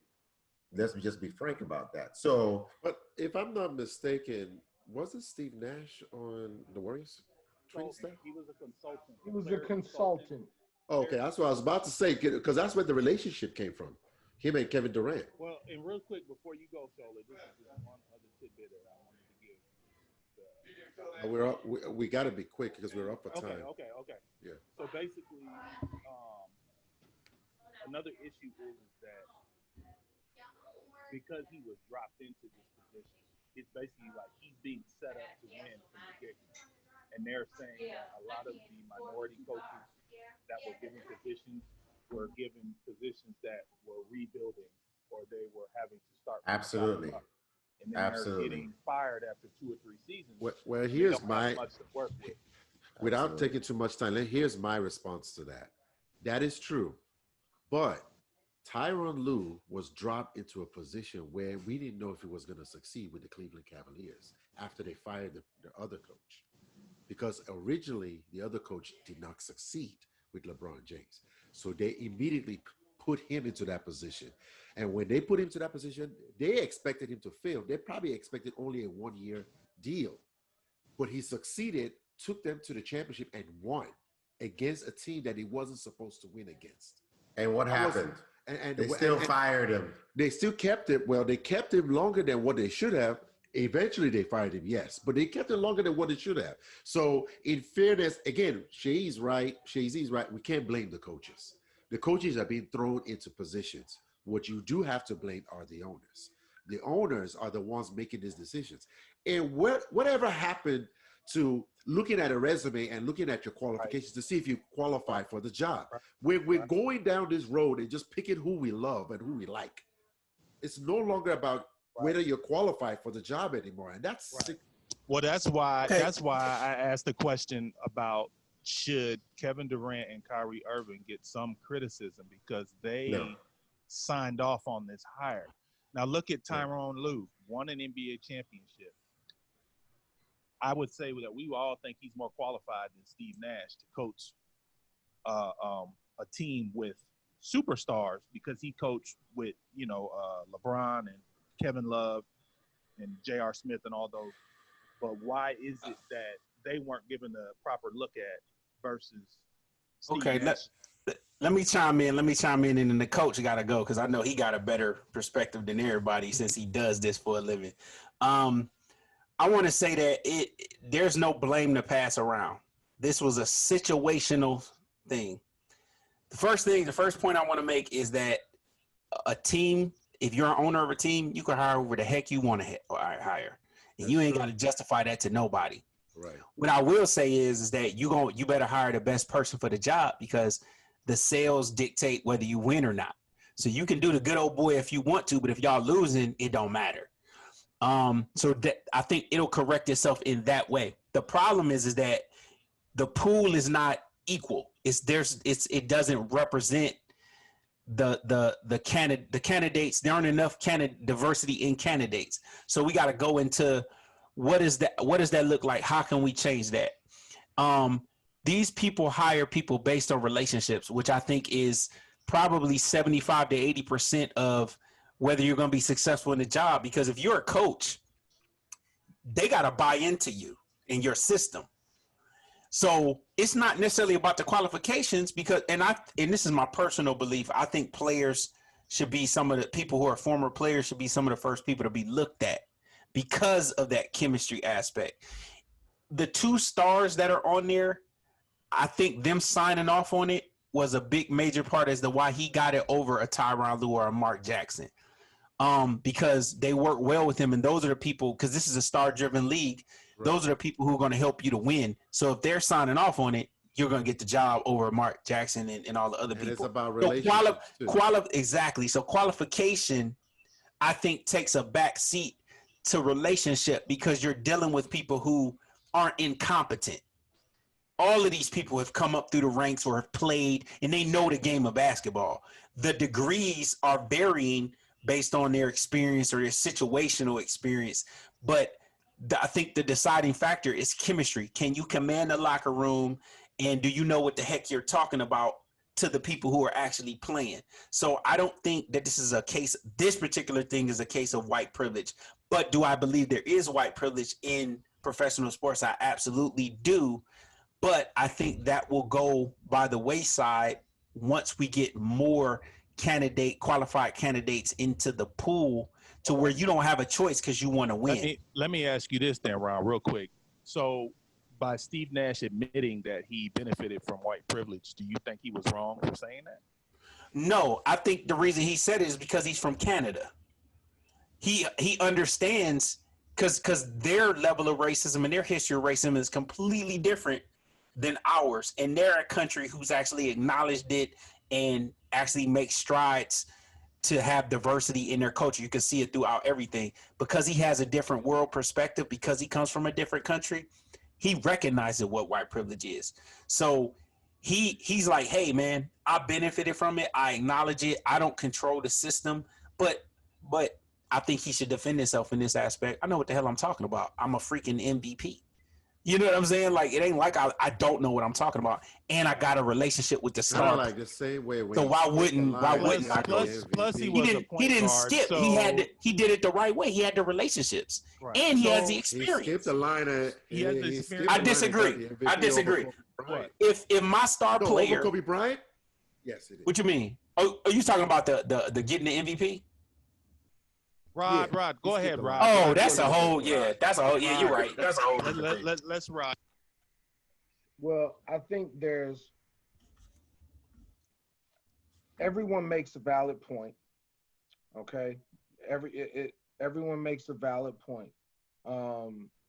In coaching is you'd be shocked how many times a resume is not looked at versus, hey, I know this person. Let me just deal with this person because it's a personal relationship.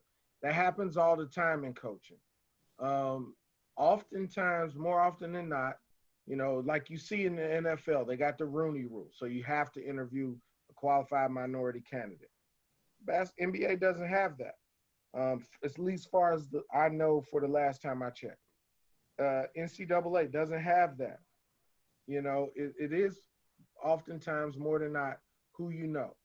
Now, Kevin Durant and Steve Nash have a documented relationship. It's documented. They are constant contact with each other. And then the general manager of the Brooklyn Nets has a personal relationship with Kevin Nash as well because they were teammates, I believe, with the Phoenix Suns. So, You mean Steve Nash? Right. Gotcha. I said Kevin Nash. Hold Hey, on. hey, I was about to say, if anyone knows Rob, man, he's a wrestling fanatic. Oh So yeah, I'm not surprised that he would mix up Kevin Nash and Steve Nash. Hey, don't tell nobody I did that as we go live across the country.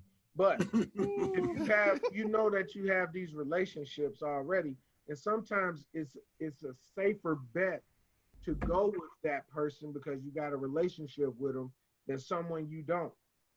So, are there other minority candidates that should have kind of got a shot at that? Yes. I mean, there's a guy right now who I think is ready for a job, and people don't talk about him that much, is Sam Cassell. I think he's, the fact that he's been under Doc Rivers for so long, he's ready to and good to go. I mean, and then you think about this: the New Orleans Pelicans, they fired Alvin Gentry. Right. Okay, so now you have another qualified head coach sitting there waiting for a job. That should have been a phone call, at least an interview, to see if it could be a fit. So, I mean, oftentimes, man, it really boils down to in sports who who you have a relationship with. There's been plenty of coaching positions that I've applied for, and I had to actually call someone and say, hey, can you make a phone call to this person because I know you know them, to maybe see if I can at least get an interview. Well, Rod, let me throw this at you real quick. So I think my main issue with this hire, and I do not know who all was interviewed, but from what I've been hearing was that Steve Nash was pretty much handed this position. Yeah, he was. And my issue is that no other qualified, if this is the case, how many qualified coaches did you interview and actually? They didn't interview, Eric. Give them. That's my point. That's why they didn't interview. It's the same thing Jerry Jones they're talking did. about this. White Jerry privilege. Jones. I mean, Yeah, he made a phone call. The fact that Steve Nash, I had to slow myself down to make sure I didn't say Kevin. The fact that Nash came out and said, yes, I know I benefited from white privilege. Tells you everything about it, yeah. Tells you everything you need to know. Right. I'm not mad at him because listen, nobody's gonna turn down one of the top 50 jobs in basketball, period.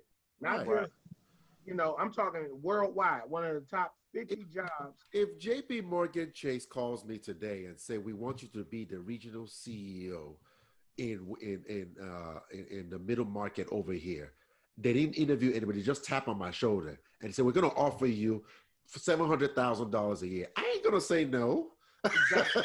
You know what I'm saying? It's just, I can't. I agree. Yeah, I can't blame Steve Nash. It's the owner. No, I think it's just the system, how it went, how it all played out. Because it's like, okay, we all know if their mind is made up, they're going to hire who they want to hire. But at least give some other people a chance to change your mind. They didn't even do that. Well, I think for me, I just actually feel like that's like somebody that's like somebody telling you how to decorate your house. For me, I actually you feel paying like, for your house. You don't have a right to tell them how to hire who they want to hire. But what I feel like is I think it's not even about. But if I'm hiring. wanting someone to decorate my house, I want someone that has experience, that's done it before. Yeah, but my point is it's your decision. It ain't nobody else's decision. It's not about hiring. To me, it's not about hiring Steve Nash. It's about hiring the right person. Even if the right person is white and experienced, I so agree. be it. But what I'm saying is, I don't think it's a racial thing because I don't think I agree. hiring Steve Nash. What I'm saying is, I don't think Steve Nash is the right guy to be hired. But that's for the that reason position. why I Well, brought hold up. on. I disagree. I disagree with that. Hold on a Let me second. make Hold just on. one small Wait, point. before you say Just that, one small point. Coach P, I'll give you your. All right, hold on. I'm thinking of a number 1 through 10. Who? Give me a number. 6. 10. All right, it was 7. All right, Coach, you go first. So, Shay Z, you say you don't think Steve Nash could potentially be the right person for the job. Here's what I tell you. Steve Nash is a point guard. Steve Nash is a Hall of Famer, 2-time MVP, multiple All-Star appearances, all of that, right? Okay. Now, what does Brooklyn have on their team that we all know can be a problem? Kyrie Irving can be a problem because he feels like can't nobody really tell him nothing. But if you got Steve Nash, who played the position at a high level, an MVP level, something. Hey, I can walk in the locker room, Kyrie. I got 2 MVPs. How many you got? But that doesn't change anything. But yes, it does. Because now doesn't. Kyrie can sit here and say, you know what? He got a point. Maybe I should listen to him. No, that doesn't change anything. Here's my point. Here's the point. Wait, hold on. The point I was trying to make It's Shola's turn. Before Coach P got involved was the reason why I brought up Tyronn Lue is because I remember, just like yesterday, when they fired the other coach and they didn't bring an experienced guy in and they put Ty Lue into that job, a lot of people were saying, I don't think he was qualified for the job. They didn't think he could win a championship because Cleveland needed a championship right away. They didn't think he was the right guy. And until he won. He just had to keep the ship steady, though. Right, but the thing is, how many people have tried to keep the ship steady? Ty Lue had experience as an assistant with. I understand that. What I'm saying is, there's a difference. He already but what I'm saying is, a lot of people did not think he was the right guy for the job until he won the championship. They didn't give him respect, and that was the reason. Even I was one of them. I was like, I don't know if Ty Lue is the guy. I can remember just like let me tell you why. I don't think Spoelstra. Yes, that's what I want to hear. I want to hear why. Why do you think? Why don't you think he's a good candidate? Let me tell you why. Go ahead. So what you were saying, what Rob was saying about Steve Nash having the respect, goes a long way. I do agree with that because I'm going to bring up this situation. When LeBron went to Miami, when Pat Riley named Eric Spoelstra as head coach, LeBron was not feeling it. We all remember that time LeBron shoulder bumped Spoelstra on the sideline during that timeout because of a play call or something like that was the issue. They said that LeBron went to Pat Riley and voiced his complaints about Spoelstra. Riley, being the alpha dog that he is, said, Thank you. I was going to bring up Spoelstra. Thank you. Then from that point on, LeBron just shut his mouth and said, again, let me tell you. Nobody thought that Spoelstra was the right guy. Hold on. Let me tell you why it's not the same. Spoelstra, as most of you know, had experience not just being a video coordinator, but also an assistant. Okay, so there's already experience there. When I say coaching pool or the coaching ranks, I'm talking about from the bottom, working your way up and becoming that experience. Correction, he wasn't an assistant. He wasn't an assistant. He was a video reviewer. Go and look at it. He was part of the team. Hold on a second. No, he was sitting in the video room. It doesn't matter. When they hired. I'm not going to argue with you about. No. I'm just correcting. He wasn't an assistant. That's you said he was an more assistant. Experience than Steve Nash has. I can help with that. Review. Hold on, let me finish. I know. I'm just trying to help your point, Shay. Okay, go ahead. He was a player consultant. A video coordinator. A video coordinator is responsible for film breakdown and reports. So he learns the offenses and defenses. Thank you. Reports to That's the experience. But Steve Nash is a player. Let me Steve finish. Nash actually, he's feeling the defense. Spoelstra Steve, has video, played. Steve Nash is a He was player. he was a You're player not letting me finish. consultant. He I was was a going to say player my why, consultant. and no, you're not letting me finish my why. Let me finish my why. Spoelstra and Steve Nash have played the game. Let's be frank. You can talk about who's more successful than others. That's not what I'm talking about. But they've both played the game. But Steve Nash has way more experience I'm not playing talking than about. Spoelstra. Hold on. Let me. If you're finish. talking about experience, Shane, No, we gotta let put him that finish. in. No, enough. You keep cutting me off. Let me finish. What I'm telling you is that Spoelstra and Steve Nash have played the game. I'm not talking about awards and stuff. They've both played the game. The next level that Spoelstra went through from playing the game is becoming a video coordinator. That's another level of experience. Steve Nash never did that. If you're talking about experience, Shane. Let me finish. Let me finish. So what I'm saying is, when you look at Spoelstra or when you look at Ty Lue played the game, became an assistant. That's another level of experience. What I'm saying, it doesn't matter if you just play the game. If you acquire more knowledge by adding another level of experience, that's experience. Steve Nash has only played the game. I don't care if you've won awards. Michael Jordan has won awards. He's not qualified to be a coach. I'm sorry. I have to call him out.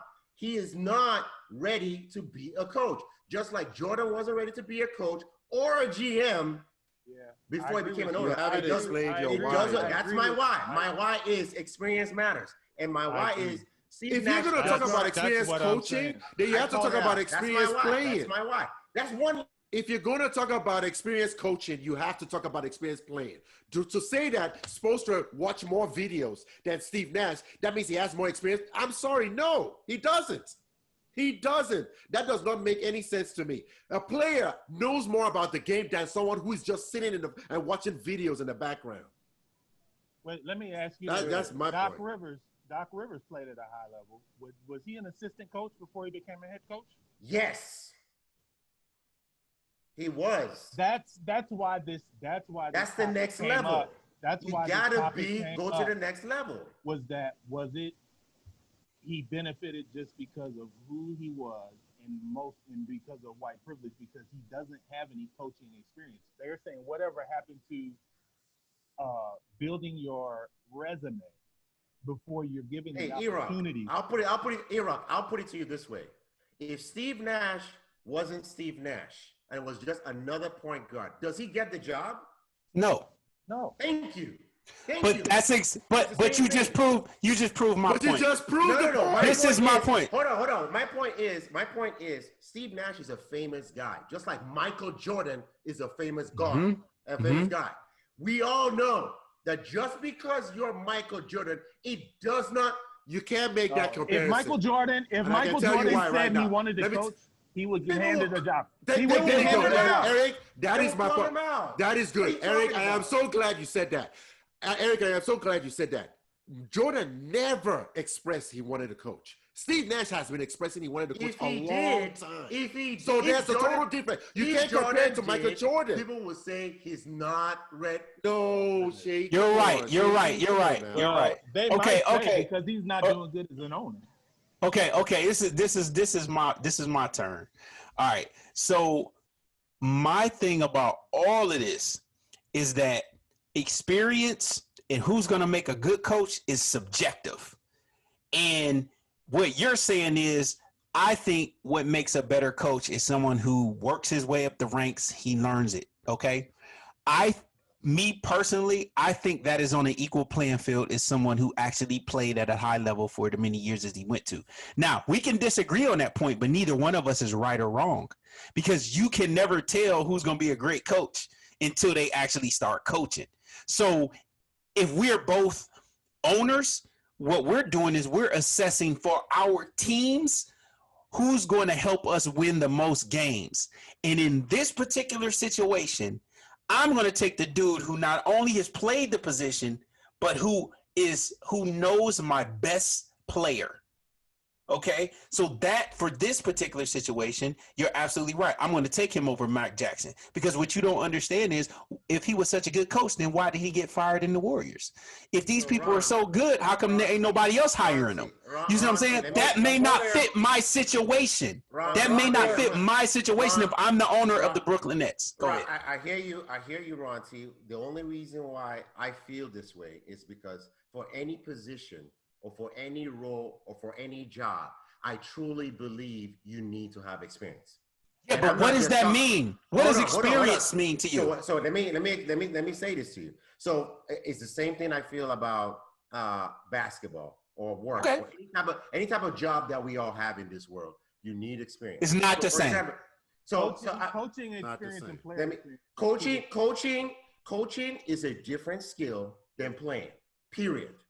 I don't care what anyone tells me. I disagree. Not at the NBA level. Not at the NBA level. I disagree. So you're telling me that every player can be a coach. That's what you're telling me. No. I'm saying that every player can be a coach. Larry Bird. Look at Larry Bird, Magic Johnson, Isaiah Thomas. Hall of Famers, 50 all-time greatest players. All the experience in the world. Who succeeded at coaching? Bill Russell. Bill Russell succeeded as a Pat Riley. Bill Jackson was a player. Mark Jackson. Phil Jackson. Larry Bird. Phil Jackson. Phil Jackson. Yup. So what we're proving, Tyronn Lue. Wait. They didn't just jump into coaching. But that's a good point. But what I'm trying to get you to, I said experience. But what I'm trying to get you to understand is that experience is a subjective thing because we're playing a sport. And at the level that you're playing that sport, most of these people don't even practice like they used to. They don't need, their practices isn't like a high school or a college practice. They are in the NBA. A lot of these people, they run over plays and they look at film and then they might practice for an hour or two. And then and it's different depending on the organization. I'm saying for the Brooklyn Nets, it was a good decision because that person is not only a skilled player, he knows my best player. I think he's going to help them win because that type of experience is going to be better than someone who has coaching experience for my Brooklyn Nets. Not mine, but if I was the owner. Ron T, I understand where you're coming from with the knowing of the players and all that kind of stuff. For the Brooklyn Nets. For the Brooklyn Nets. Not in general. I'm just speaking to this particular situation. I would still go back and say, for me, if Steve Nash came on to Brooklyn Nets and they hired another coach and Steve Nash maybe became a consultant as a consulting coach, for example, just to get 1 year of experience, I would have taken that over anything is what I'm saying. I would not take this. I'm saying for this situation. I completely understand that. I'm just saying. But that's the difference. That's the difference between your qualification for experience and what mine are. And mine are closer. But my point is he has experience. He just doesn't have the type of experience you think a coach has. I said coaching experience. That's what I'm saying. The job is coach. It's not playing. We know he has. I don't think it matters. I think that's all subjective, and I think it's just a title. Ron, to your point, Ron, if you look at the coach for the Warriors, he stepped from being an analyst to a coach. No, he had been an assistant before. No, he hasn't. Steve Kerr has never been an assistant. And look at Steve Kerr's track. Is he went from analyst to general manager to analyst again, and then to coach. He never was and what happened? He got criticized. But I'm saying you don't have to be an assistant to be successful. My point is that it doesn't determine success. Your level of coaching experience does not determine success no more than the player does. That's the point that we're trying to make. Is that any coach given that team would have been successful. They all admit. So once again, built the foundation. You're absolutely right. Thank you. So once again, wins are really translated at that level. It is based on the relationship of the players that you're coaching. He knows the best player on my team very well. Let the record show that Show Enough, I remember a couple of years ago, did not respect Steve Kerr. But is it about just that player? That's a whole different argument. In the NBA, it's about your best player. In the NBA, it's the about NBA, your best look, player. Just because I didn't respect it, and just because he went. Look, down Michael line, Jordan had the okay, first coach ran out doesn't of mean this. I like it. It So doesn't mean I like it. once again, I'm speaking to this particular situation. I do not think it's white privilege for this particular situation. Do I feel there is white privilege in the system? I absolutely do. And my solution to changing that is that we have to have more diversity in the pool. So coming from the high school and the college levels, it needs to be more diversity at those levels, because there I think the barrier to entry is less. And when they start picking, but I think it's Ron, 50-60% diversity. You see what I'm saying? Ron, I think made it's the actually still comment white. that It's still Steve white. Nash- It's still white privilege Steve because Nash admitted that he benefited from the white privilege in this situation. Right, and so my That's thing why is, Ron, to your point, I think it's still white privilege because I don't think he benefited from white privilege in this situation. I don't think He not from admitted his point of view. I think it's from the owner's point of view. From the owner, his point of the fact that you just pick up the phone and calls him and say, "Can you be my coach?" without going through the interview process. Right. To me, there's no rules. If you own the team, you can pick whoever you want. There is no rule set up to this. But that's on him, though. Hiring process. No, it's not. He's the owner. He can hire whoever he want. He can hire you if he wanted to. But it's not. Now, will he get criticism? Yeah. Process. Yeah, there is a hiring process.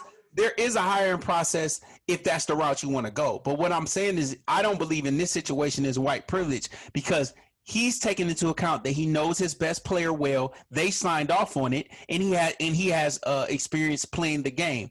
Right. Is that going to pan out for him? That might not be the smartest thing. We will find out. That's why I say in this situation, I don't think it's white privilege that he just picked up the phone. I think he called somebody that he knew Kevin Durant was going to adapt to, and he needed this guy to be straight going into the next season, because that's going to get us over the hump. That's maybe in the guy's logic. I don't think he called him because he was white. I think the system is set up to where there are more white coaches available. That's why I said the solution, in my opinion, is to change the pool. So now you don't have a choice but to be diverse, because all the best coaches are in that pool. It's not just 5 coaches. But once again, I think the way to do that is to change the percentage of diversity at the lower levels, because the barriers to entry aren't the same as they are in the NBA. Because a lot of those NBA coaches, they'll rise up from the college rankings. But I think that's where it needs to change. This is probably gonna set a precedent for years to come. So if this just continues to be like the outcome, if players basically dictate who gets hired, then it's going to be bad for a lot of minorities who are not picked as favorites amongst the players. I disagree, because if the players and your best players are dictating who's going to be the coach, who are the most people that's playing? It's black people. You know they're gonna pick who's best for them. That's what I'm saying. But I'm saying if they're not wanting to pick a lot of minorities, then it's just going to be that, it's going to be the people who are based on relationships. Because that's why I posed the question about Durant and Irving. I will say signing off on it. Should they? I will say this though. That has a lot to do with some of the perceptions we've had in our society. Is that Black and brown people in America, we absolutely believe to a certain extent, but maybe that's how we've been, raised that way. To be, or groomed, whether it's at work or at school, is that a white person is a better leader than a black person. So they might not choose a black coach because they're more likely to argue or, insubordinate a black coach than a white person. That's a totally different discussion. And I think we have a long way to go in that regard, is that we need to start seeing ourselves as leaders. And until we do that, you're right, Eric, we're probably going to keep having this problem. If it's not just that there are more white people available for the role, not just in coaching, we're talking about even corporate America. There are more white people for all the roles that we have. Mm-hmm. But until we start seeing ourselves as leaders and not followers or doers and things like that, We're never gonna get to that level. So And the only way that's going to start is that those people, like a President Obama, gets in that position of power, and then those little exactly, teams. exactly. Which But is I why believe said the in way to do coaching- that is to outnumber this. Like for instance, if you have 10 specialists, we have to have the top specialists. That's the only way we're going to win, because we don't control the hiring process. So we have to outnumber them. That's the only way I see it happen. I don't think the outnumbering is going to change because we're only 13% of the population. No. So, I mean, but we're 13% of the population, but we're like 90% of the NBA. That's my point. I'm saying in certain things it can happen. In certain industries it can happen. Let me ask you this question, Ron. So, based off of what you're saying, how would you propose that? Because the only way to, because we're 90%, the next black owner is LeBron. Okay, let's just call it what it is. Yeah, I feel you. He's positioning himself into ownership. And really, ownership has got to be majority owner. It can't be minority. Yeah, it can't be right, because that's only Jordan is the majority owner. Right. Now, Usher had a stake in the Cavs. I don't know if he's still minority does. though. Yeah. Yeah, but minority. Jay-Z with Brooklyn. I don't know if he still does. No, he don't. Oh, he might have a piece.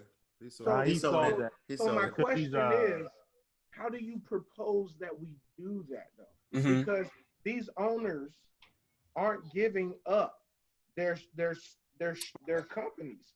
They're not going to just allow black folk to come in. Like they're pretty much, they didn't have a choice with Jordan. They had no choice. Right. Michael Jordan. They're not going to have a choice with LeBron because it's LeBron. Mm-hmm. After that, who?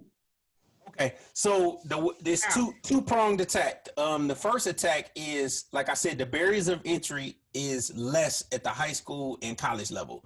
I think we need more people. Like, you can take coaching in college. We need more people taking that as a major, as actually going into that as a career. We also need former players to look at that as a viable option as well, and to teach some of these coaches as to what they need to do. I believe that if more people started to take that as a real, they were willing to do it at a lower level, I think that would flood the market in the pool. Now, the other part to that is what we don't have a lot of black GMs. GMs do a lot of the hiring as well. Except Usai Mujiri, and he's successful. I don't think all of the owners are basing it on race. I think some of them, I think a good majority of them are, but I think some of them, and I think it's only going to take a few, is basing it on you make me more money because we win it. And so therefore, if I hired you, you can recommend. This is the other thing. Usai Mujiri has already reached out to people and said, oh, you want to learn this? That's part of it, mentoring, how to do the general managing stuff, not just being a coach, actually getting into the executive offices. That's why I like forgot his name, but he's trying to be a general manager, and he's up for some of those jobs. So I think we just need to have a different pronged attack. But I think in essence, at the college and high school levels, in the D3s, D2s, HBCUs, obviously, we need more black coaches to fill those positions and to run for those positions and those kids to make a career out of those positions. Well, the problem is, I heard you mention D3. Nobody wants to hire a D3 coach. So when you trust me, and I know this, I coached D3 for 6 years. So when it was time for me to get out of there, because our head coach got fired, and it was time for me to move on,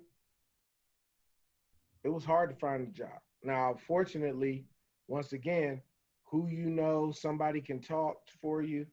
I was able to get a position where I ended up being the head coach at a high school. But it's really hard, especially at the smaller school level. And here's the reason why. Those people who get in, they stay forever, because at a Division III, the mission isn't sports. The mission is your academic pursuits. Sports is just kind of the little icing on the cake, and it's really that big at a D3 school. Most of the time, Division 3 schools, they use their sports to boost their enrollment. So, for example, prime example, um, I was fortunate enough to be under two regimes when I coached at my Division 3 school in Cincinnati. The first regime, that president was all about the numbers. How many we getting in? How many? She wanted to know how many people did you recruit? How many did you bring in? I need you to bring in on the basketball team, I need you to bring in at least 20 every year. Football, at least 40. So it was about the money aspect of it. It's not really the athletic aspect of it. Now you get into that as you go up. Division 2 gets a little bit more serious because they're actually offering athletic aid, whereas Division 3 you're not getting athletic aid. Everything is need based as well as academic based.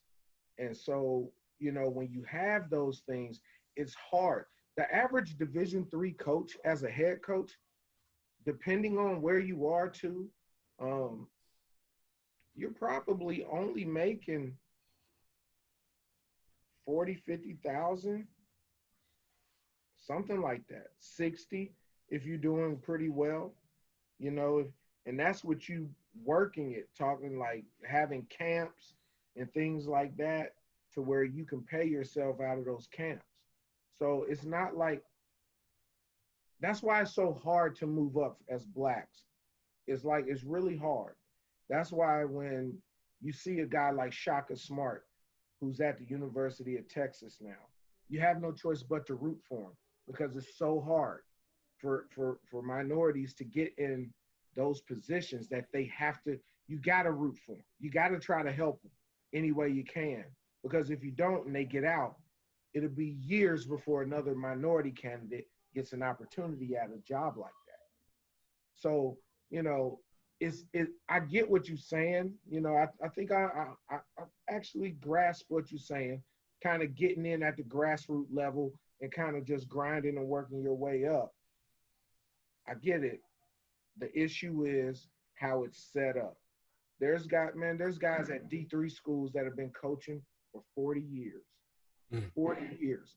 And they love it because all they have to do is walk in and just coach. They don't get out and recruit anymore. Their program sells themselves, or they hire one a full-time assistant coach who goes out and does all the recruiting. And all this guy does is sit there, shake hands, attend meetings, and basically is an administrator. Kind of like what Joe Paterno ended up being for Penn State in the later stages of his coaching career, where he kind of managed things. Now, some of that management kind of slipped, but that's kind of what it is. So, I mean, man, you got a great concept. I just think it's hard to do. So, it is what it is, bro. Well, that's me looking on the outside in. You got the better perspective, but let's go ahead and end this out, man. I think we've exhausted that topic. For all of my listeners who stayed this long, thank you very much.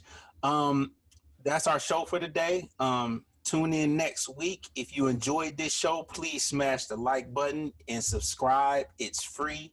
It means it costs you nothing.